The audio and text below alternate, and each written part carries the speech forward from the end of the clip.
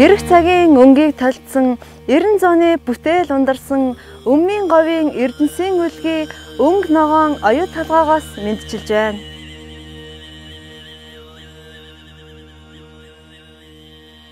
Бид байгаль экологийн хувьд маш эмзэг говийн бүс нутагт үйл ажиллагаа явуулж байгаа ямагт ухамсарлан алхам бүртээ сөрөг нөлөөллийг бууруулах хамгийн бага байрлахыг зорин ажиллаж байна. Оюу толгой төслийн байгаль хамгаалах бодлого үйл ажиллагаа дотоодын болон гадаадын ижил төстэй төслүүдэд шилдэг туршлага болохын зэрэгцээ олборлох салбарын бизнес байгаль хамгаалалт хувь нэмрээ оруулж буй нэгэн жишээ болсоор байна. Ус бол чандман нийт нь үйлдвэрлэлд ашиглаж буй усны дахин ашиглалтыг 2016 онд 86% хүргэснээр дахин ашиглалтыг 90% хүргэх зорилттой бид улам ойрцоор байна. Түүнчлэн 1 тонн хөдөр боловсруулахад 420 литр ус зарцуулж буй дэлхийн дунджаас даруй 3 дахин бага юм а.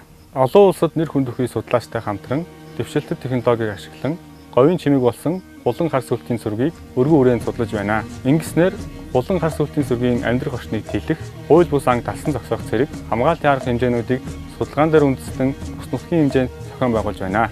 Мөн компани дотоод журмаар газар хөндлөлтийг нарийн хянаж, шим төрсийг зөв зохистой хадгалах, ховор өмлийг хамгаалах, үндсэн газрыг цаг тухайд нөхөн сэргээх ажлыг хариуцлагатайгаар хэрэгжүүлж байна. Монголд анх удаа говийн бүс нутагт байгалийн ургамлын үржүүлгийн газрыг байгуулж, нөхөн сэргээлтэнд ашиглах 20 гаруй зүйлийн говийн ургамлыг таримжуулаад байна. Өнөөдрийн байдлаар 54.7 га газарт цагийн суулгацыг ашиглан нөхөн сэргээлтийг амжилттай хийж байна.